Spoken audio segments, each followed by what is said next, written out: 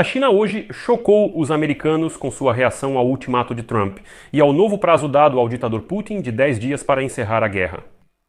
Em Pequim, declararam que estão prontos para pagar a tarifa de 100% que Trump prometeu impor contra a China pelo fato de comprar petróleo russo.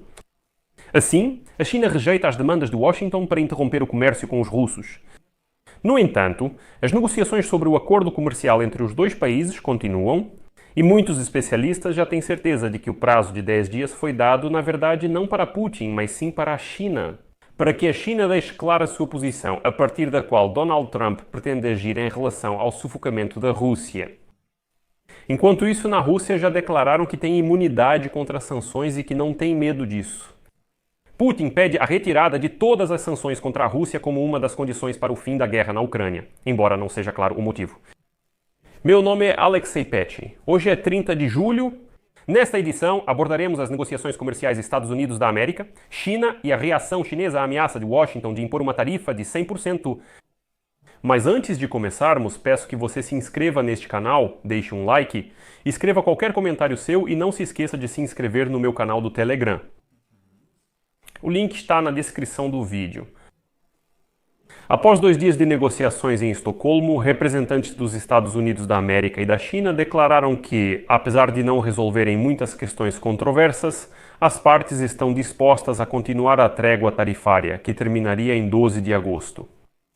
Ao mesmo tempo, os americanos observaram que qualquer continuação da trégua tarifária exigirá a aprovação do presidente dos Estados Unidos da América, Donald Trump, que está decidido a não continuar com essa trégua. Como as negociações comerciais com a China fazem parte de sua estratégia de pressão sobre a Rússia, as partes chamaram as negociações de construtivas e voltadas para aliviar a escalada da guerra comercial entre as duas maiores economias do mundo. Não há informações sobre avanços significativos nas negociações. Apesar de autoridades americanas terem declarado que a decisão sobre um possível retorno das tarifas para números de 3 dígitos ainda cabe a Trump. Segundo relatos, o ministro das Finanças dos Estados Unidos da América, Scott Bessent, reduziu as expectativas sobre o presidente desistir de manter a trégua tarifária. Mas Bessent insinuou de forma bastante clara que o prazo de 10 dias dado a Putin também se aplica à China e por isso Pequim deveria se apressar. E não vai mais acontecer de essas negociações se arrastarem por meses. Aqui é importante notar que, após meses de ameaças de tarifas aos parceiros comerciais, Trump fechou acordos comerciais com a União Europeia, Japão e Indonésia. Ainda mais alguns países. Entretanto, a forte economia chinesa e o domínio de Pequim sobre o fluxo global de metais de terras raras dificultam essas negociações. Em maio, os Estados Unidos da América e a China colocaram em pausa a imposição dessas tarifas de 3 dígitos um contra o outro. Naquela época, os Estados Unidos da América impuseram 145% sobre as importações da China, enquanto a China impôs 125% sobre as importações dos Estados Unidos da América. Mas sem alcançar um acordo final, as cadeias de suprimentos globais e os mercados financeiros podem enfrentar uma nova turbulência, porque o futuro disso tudo é incerto.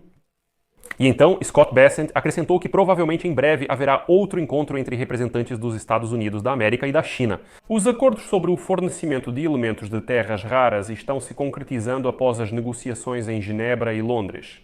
Além disso, segundo a citação de Bessent, foram estabelecidas boas relações pessoais e respeito mútuo. Acho que agora entendemos muito melhor os planos deles. O principal negociador comercial da China, Li Chang'an, disse que as partes reconhecem plenamente a importância de manter relações económicas e comerciais estáveis e sólidas. A seguir, uma citação. As equipes económicas e comerciais da China e dos Estados Unidos da América manterão um diálogo ativo, trocarão opiniões sobre questões económicas e comerciais em tempo hábil e continuarão a promover o desenvolvimento estável e saudável das relações económicas e comerciais bilaterais. E como foi declarado, as negociações podem abrir caminho para um encontro entre Donald Trump e o líder da China, Xi Jinping, ainda este ano. Embora Trump negue que esteja fazendo algum esforço especial para organizar tal encontro, autoridades americanas dizem que esse assunto ainda nem foi discutido. E então, a bordo do avião, Trump disse que, na opinião dele, ele vai se encontrar com Xi Jinping no outono, embora ainda não entre em detalhes. E agora os analistas acreditam que a China pode usar sua influência no mercado mundial de elementos de terras raras. Esse é o trunfo dele. Além disso, ao contrário da União Europeia, Pequim não depende dos Estados Unidos da América em questões de segurança e pode permitir que as negociações comerciais continuem lá por mais alguns meses. A China está bem ciente de sua forte posição de negociação, o que ficou claramente evidente pela escalada temporária que foi observada no meio da primavera. E é exatamente por isso que Trump tenta estabelecer algum tipo de prazo para o acordo. Não se pode conduzir essas negociações por meses. E aqui é importante ressaltar isso. O ministro das Finanças dos Estados Unidos da América, Scott Bessent, durante essas negociações de 2 dias em Estocolmo, declarou que Pequim pode enfrentar sanções comerciais em larga escala por parte dos Estados Unidos da América por continuar comprando petróleo russo. Citação: os chineses levam seu próprio soberano muito a sério. Não queremos violar a soberania deles, por isso eles estão dispostos a pagar uma tarifa de 100%. Por isso, acredito que qualquer um que compra petróleo russo sob sanções deve estar preparado para isso.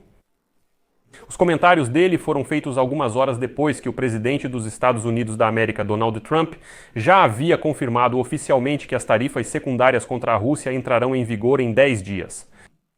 Se o Kremlin não concordar com o cessar-fogo, estabelecendo o prazo final para 7 de agosto, mas apesar da crescente pressão do Ocidente, Pequim ainda mantém laços comerciais e diplomáticos sólidos com Moscou. E a China é a maior compradora de petróleo bruto russo e um fornecedor-chave de componentes de uso duplo, que são essenciais para a máquina militar russa.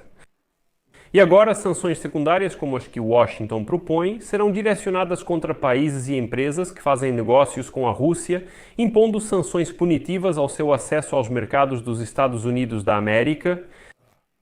Se um terceiro país, neste caso a China, continuar comprando petróleo russo, as exportações para os Estados Unidos da América podem enfrentar tarifas adicionais de 100%, o que aumentará significativamente os preços para os consumidores americanos e pressionará os exportadores chineses. A estratégia dos Estados Unidos da América visa pressionar Moscou, limitando sua receita proveniente do petróleo, que representa, segundo as estimativas mais modestas, cerca de 1/3 da receita federal e continua sendo a principal fonte de financiamento para seus esforços militares. O porta-voz do Kremlin, Dmitry Peskov, declarou no dia 15 de julho que a ameaça de imposição de tarifas é séria. No entanto, Moscou até agora não reagiu publicamente de forma alguma ao ultimato e, como se diz, está aguardando a reação de seu suzerano, ou seja, da China. Mas é evidente que as partes não chegaram a um acordo sobre a questão do petróleo. Pequim continuará comprando petróleo da Rússia, apesar da ameaça de imposição de altas tarifas pelos Estados Unidos da América. Declaração do ministro das Finanças dos Estados Unidos da América, Scott Bessent, após negociações com autoridades chinesas. Mas aí os americanos encontraram mais um argumento para pressionar Pequim. Bessent apontou para o fornecimento pela China à Rússia de bens de uso dual no valor de mais de 15 bilhões de dólares que apoiam Moscou na guerra contra a Ucrânia. E, curiosamente, Bessent declarou diretamente se os chineses estão prontos para entrar novamente em uma dura guerra comercial com os Estados Unidos da América. Com essas tarifas de 3 dígitos, eles devem lembrar que isso coloca em risco o relacionamento de Pequim e também com a Europa. Dizem que os Estados Unidos da América e a União Europeia vão coordenar ações nessa direção. Então Pequim não deve esperar uma guerra comercial intensa com os americanos, mas pode conseguir algum acordo com os europeus. Besson diz: estamos coordenando com os europeus. Juntem-se a nós nessa intensa guerra comercial. Então vocês vão ter que enfrentar a mesma situação no mercado europeu, mas pelo menos vão manter para vocês o petróleo russo. Bem, então, escolham. Aqui vale destacar que a China continua sendo a maior importadora de petróleo russo, comprando cerca de 2 milhões de barris por dia, seguida pela Índia e pela Turquia. No entanto, as autoridades chinesas declararam que Pequim vai proteger sua independência energética e tomar decisões com base nos interesses nacionais. E foi justamente aqui que veio a público aquilo sobre o que já vínhamos falando neste canal do YouTube há muito tempo. Bessent declarou diretamente que se nos próximos 10 dias Pequim não convencer Moscou a negociar uma solução para a guerra na Ucrânia, os importadores de petróleo russo enfrentarão tarifas de 100%. E, em primeiro lugar, quem será mais afetado por isso é a China. Aqui, por enquanto, eu vou deixar reticências. Sua opinião, suas conclusões, escreva nos comentários abaixo deste vídeo. Inscreva-se no canal, deixe seu like, ative o sininho e, amigos, se quiserem apoiar o trabalho deste canal. Você pode fazer isso com doações em qualquer plataforma mais conveniente para você. Todos os links e dados estão na descrição deste vídeo ou pelo código QR na sua tela. É isso. Cuidem-se. Tchau.